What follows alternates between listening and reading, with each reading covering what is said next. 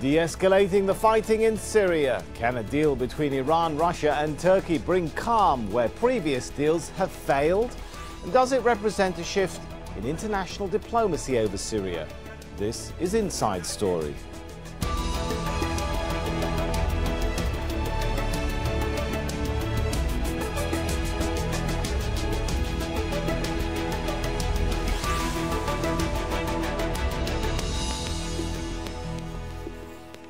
Hello, I'm Sami Zeidan. So-called de-escalation zones in 4 mainly opposition-held areas have been created in Syria.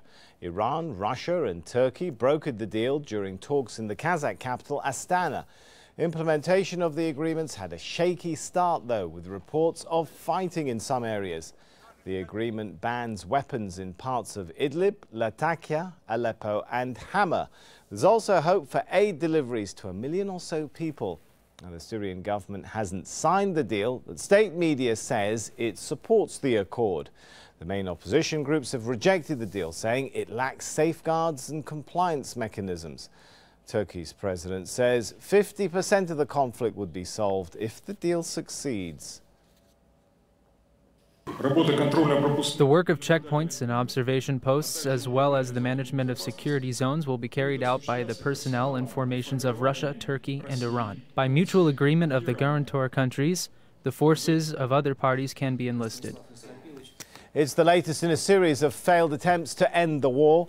UN-brokered talks at the beginning of last year led to a partial ceasefire at the end of February. But by July, the cessation of hostilities had mostly unraveled and fighting escalated. Russia and the US reached a deal 2 months later between the Syrian government and main opposition groups. It held for little more than a week, though. And a ceasefire agreement signed in Astana at the end of last year helped reduce overall violence for several weeks. But it too eventually collapsed after 2 months.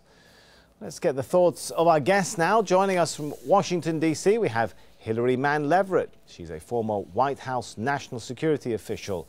In Moscow, Pavel Felgenhauer, he's a Russian defense analyst. And in Toronto via Skype, Mohammad Durubi, member of the General Secretariat of the Syrian National Council. Welcome to all of you. If I could start with Hillary. So what do you make of it? Will this agreement succeed in bringing some degree of calm where others have failed? Well, of course, it's hard to say. The devil will be in the details. The details at this point, I don't think are so encouraging. All forces on the ground really are, I think, bound by this agreement to continue to fight designated terrorists. So there will continue to be, designated by the UN and so-called affiliates, all parties on the ground will continue fighting. That is ostensibly focused on fighting the so-called Islamic State. But of course, as we know, that definition varies widely from party to party.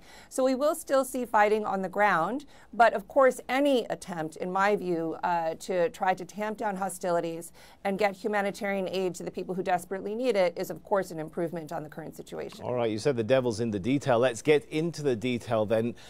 Pavel, what exactly is this agreement? It's being called a de-escalation. What does that mean? Will there be a complete halt to fighting? Some kind of ban on air activity, or only a ban on air strikes? Well, the official document was published today by the Russian Foreign Ministry, and it's a one-page thing. And it actually lacks in details very much. And it's said there that the details will be added up as the thing is going to be implemented. Right now, they don't have actually even fully agreed on the borders of these designated de-escalation zones and who is going to be the peacekeepers and where they're going to be positioned and how many of them and where they come from. Nothing of substance has been fully worked out. And also what is important, of course, in this document is one point that the fight against the former al-Nusra Front, and ISIS will continue not only outside of these de-escalation zones, but also inside the de-escalation zones. That means these will not be most likely zones of total peace. There's going to be fighting there, and apparently, according to comments given by the Russian main negotiator in Astana, Alexander Lavrentiev, Russia and its allies hope that by this agreement, they will persuade the good part, the moderate part of the Syrian opposition, to turn against the bad part, the al-Nusra people, and do the fighting against them. So freeing forces of the al-Assad and his allies to go to other places and increase their military activity there. Okay, so a focus on fighting ISIL and Jabhat Fath al-Sham. What about the fight between the rest of the Syrian opposition groups and the regime, Mulham? Does it make sense? You've got an agreement here which actually hasn't been signed by the Syrian regime, and it hasn't been signed, as far as we know, by any of the Syrian opposition groups. Does this make sense to you? There are some basic concepts that I'd like to emphasize on. The first one is we welcome anything that will save the lives and the blood of the Syrians. Well, do you think this will then? Number two, yeah, any agreement that will save Syrians is welcome from our side. Number two, we have our concerns based on the history of Russia and the history of Iran and the history of Bashar Assad. Their credibility is not, they have no credibility in our eyes, in the Syrian people's eyes. So this agreement for the for those new areas of this escalation of fighting is to be looked at carefully, because, like I said, the people on the ground and us, we don't have much trust in the Iranians and in the Russians. Mulham, what has to happen to give the Syrian opposition that trust? Well, see, time. We will see. If they do honor this agreement, if there is a ceasefire, if there is no fly zone, if there is a humanitarian aid going to the needy people in Syria, if they could honor their signatures, then more credibility will come gradually. All right, let me take that point. Let me take some of that point back to Pavel, if I may, in Moscow. How much pressure do you think countries like Russia, Iran, who are backing the Syrian regime, who some would say saved the Syrian regime at some point from collapse, how much pressure are they willing to apply in this instance to make sure that this deal is not violated by the regime? Well, apparently there's going to be different agreements in different zones. I mean, this is not a universal thing, a sort of de-escalation zone, all the same. The big one covers Idlib province and parts of Latakia province and Aleppo province, would be most likely under kind of Turkish protectorate. And it's, if we see in the coming weeks Turkish forces moving deep into Syria and establishing safe kind of barrier zones around Idlib province, also possibly going partly into Latakia, into places where the Turkomans live, that could establish a rather big and secure zone in the north of Syria. Then if we look at western Ghouta, which is kind of close to Damascus and surrounded, the leader of a prominent group there, Jaish al-Islam, Mohammed Aloush, he was there in Astana. Most likely he's hoping that there'll be Russian forces in some kind of numbers appearing there in western Ghouta and defending it, or kind of establishing a barrier to keep it from constant attacks by the Assad people. If that happens, but Pavel, then we've already maybe seen Ghouta is going to be more or less secure. In some of those areas which you're mentioning, the outskirts of Damascus, Aleppo, Hama, Dara, we've already had reports of the Syrian regime forces launching attacks hours after this deal was signed. I mean, for it to really stick, you have to establish demilitarized zones, and there should be forces there, Turkish or Russian or maybe Jordanian in the south, that are going to man it. Okay, that's a good point. Let me take it to Hillary and say, is this agreement different in that, Hillary, it has some provision, it seems, so far, for monitoring or some kind of observation force? Right. I think that's critically important. And unfortunately, we may see, since the agreement has come into force, for the next 2 weeks, we may see even an increase in fighting, because it's going to take another 2 weeks before this committee really comes together of representatives who have signed on to the Astana agreement to enforce it. So we may see even an uptick in fighting and in violence over the next 2 weeks as various people and forces on the ground try to increase their leverage before this committee meets to figure out how they're actually going to enforce the agreement. That, in turn, could provide support to each of the parties to the agreement, and we're talking here really about Russia, Turkey, and Iran, to come in to enforce the agreement with their own armed monitors on the ground in the various districts that have been delineated for de-escalation. And to me, that is the critical new element, that you could have armed monitors from Iran, Turkey, Russia, and perhaps other countries, perhaps from Egypt, from Jordan, from others. But to me, the critical importance is Russia, Turkey, and Iran could be on the ground to enforce this agreement with armed monitors, which not only could further entrench their military role at this point, but give each of those parties a role far into the future, that to be peacekeepers in a sense. And we know from other agreements in other places, peacekeepers tend to stay a while. It's not a 2-week thing. It could be a 5, 10, 15, or even longer year commitment. It could work out, Hillary, but do all these parties, whether we're talking about the Turks, the Iranians, the Russians, or whoever else is drafted into this sort of observation force, agree on, quote unquote, who the terrorist is? I mean, the Syrian regime is already saying it will continue to fight who it calls the terrorists, which, if you look at previous statements by the regime, that's basically every armed group that opposes the rule of Bashar al-Assad.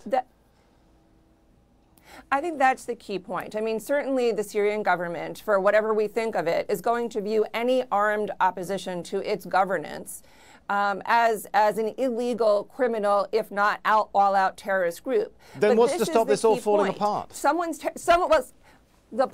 is the key point. Today's terrorists can be tomorrow's political partner. So the way forward with these talks is to get as many people today who have arms, who are under arms, into a political process where either they disarm or their armed factions are less important than their political participants. So the definition of terrorist not only varies by who's defining it, but it can vary over time. Today's terrorists can be tomorrow's political partner, and that's really the only way forward for these talks. That's a really strategic point. I want to take it to Mulham, though. The feeling from the Syrian opposition groups, it so far hasn't, they don't seem overly excited, shall we say, about this accord. How likely is it that we see the sort of scenario that Hillary was talking about there, where they come on board to a political process, even go as far as disarming and becoming a political movement? Disarming the forces from the oppositions is not acceptable at this point of time by any means. Why? Because, again, like I said at the beginning, the trust relationship between the Syrian people, the oppositions, and the Iranians and the Russians is zero. It's under zero. There is no trust between us and the Iranians and the Russians. So any proposal to disarm the oppositions is going to be refused totally. All right, Mulham, how about abiding by, as you read the map of the Syrian armed groups, how much of them are going to even abide by this agreement struck between the three regional powers? If we look at the history in the past few months since the agreement in Ankara, those who violated the agreements is not the oppositions. It's violated by the Russian forces, by the Iranian forces, by the Bashar al-Assad forces. Okay, so, I understand that, but I mean, as Pavel mentioned there, Mohammed Aloush was there from Jaish al-Islam. Yet no opposition group has signed this. I really want to get inside the minds of Syrian opposition groups and give us the pulse of the Syrian opposition street, shall we say. Is there any appetite to abide by this as you see it by groups on the ground in Syria? Obviously, we are striving to reach a peace. The Syrian people are tired. They are fatigued of the wars. So they will be more than happy to abide by any ceasefire. The oppositions, the people on the ground, they will be more than happy to abide by any ceasefire, because this is going to give them, the people, the Syrian, the normal people, will give them the opportunity for medical assistance, for humanitarian assistance. So we want that. The big question is, will the Russians abide by that? Will the Iranians abide by that? Will Bashar Assad abide by that? So that requires some time to prove them either honoring their signatures, or as we used to them, they don't. All right, So let me take some of that point to Moscow. Pavel, as you read it, has there been a shift in Russian policy? I mean, it was only, I think the latest one was last year when Angela Merkel was proposing, a no-fly zone. Russia objected to it. The no-fly zone as proposed then was, of course, unacceptable because it kind of implied that Russia could not use its air force, and it's its main hitting arm right now in Syria. Isn't that what's supposed to happen? If we read this correctly, not really, but that there's supposed to be no air forces flying in these pockets? No, of course not. These are well, there won't be bombing, but there won't be no policing of this kind of. It's not like the no-fly zones, say, in Iraq or Libya, when there was international fighters flying to police that no one really takes off the ground. Here there will be nothing of the sort. It was announced that the Syrian Air Force will not be in action, won't even fly over these zones. Russia most likely will fly. Well, what about the Syrian regime's barrel bombing campaigns, which have really taken a horrible toll on civilian lives? Will that be at an end? Do you think Russia will guarantee that? Well, right now, apparently Russia, yes, guarantees that. Will that guarantee stand? Will the Russian military commanders on the ground actually fully cooperate, or will they not? That's, again, another thing, because the Russian political leaders in Moscow, they have their own strategic agenda. The Russian field commanders, military commanders on the spot, not always fully maybe agree with that. But hopefully right now there'll be less bombing. And Russia actually wants to coordinate its activities, possibly, with the Syrian opposition. This is a long-term goal of the Russian policy in Syria, to split the opposition and create a kind of part of the Sunni opposition which will be against the designated terrorists, and at the same time be persuaded in the future to become some part of a revised al-Assad regime. And that's what Russia is trying to achieve with these zones, as it tried to achieve previously with the ceasefire, and with lots of attempts to go and persuade and talk to field commanders for them to sign up for the Russian ceasefire. All right, that seems to be the Russian plan. Hillary, is the US on board? This, of course, coming out of a meeting and an agreement to which the US was not a party. It's been a very dramatic turn of events for Washington, and really a dramatic turn in terms of Washington's efficacy in international affairs. The United States completely dominated this process, both in terms militarily on the ground in Syria and politically. The United States was essentially in charge of the political and diplomatic process with the Syrian support group and the various other pieces of this. Russia has very effectively come in and supplanted the United States, completely marginalized the United States. And so really at this point, our only way into the political process is through Turkey, the other signatory to this agreement. And President Erdogan will be coming to Washington, I think on May 16th, to meet with President Trump to, in part, discuss this. What are U.S. interests on the ground now in Syria, and what are Turkey's interests? And that is an aspect of this we haven't really discussed, but a potentially volatile a piece of this, where Turkey is fighting for something entirely different than to either overthrow the Assad government or help the Syrian opposition. It's fighting very much to protect its own territorial integrity against empowering the Kurds inside of Syria. And the United States at this point is in a very incoherent stage in terms of articulating and figuring out what its interests and its foreign policy are.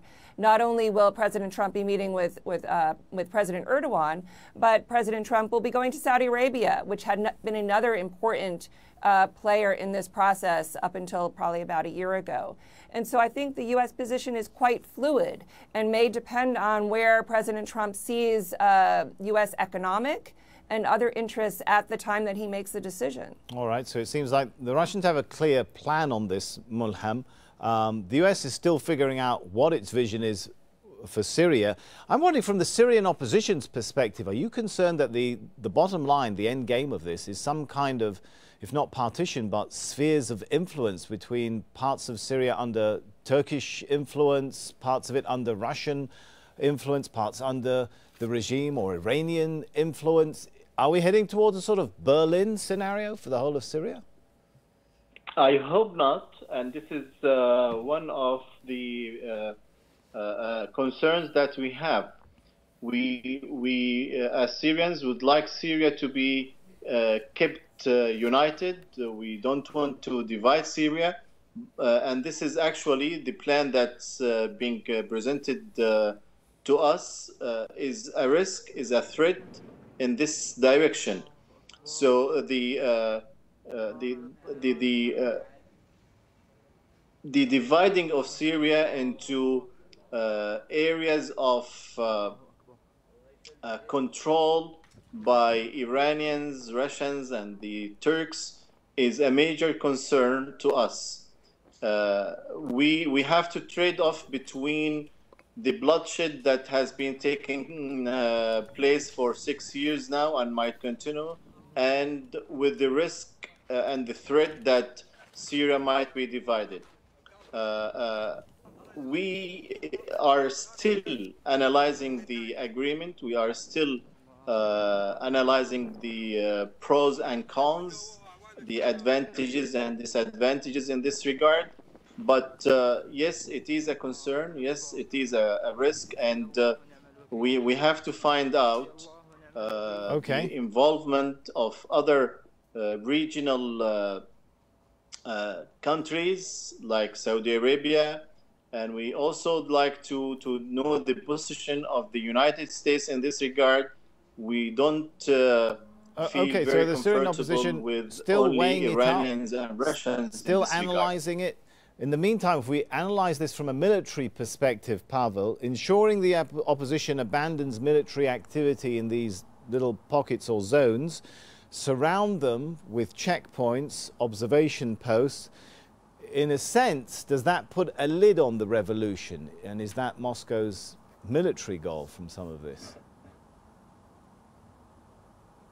Well, military and political, yes, of course, Russia wants to achieve victory. But understands that pure military means can't bring victory. And Syria need to have political military action. You need to find split, as I said, splitting the opposition and producing a kind of revised future government that would also have Sunni support, not only just the support of Alawites. We've got about 60 seconds or 30 seconds left. I could see Mulham wanted to say something. Go ahead in 30 seconds, Mulham.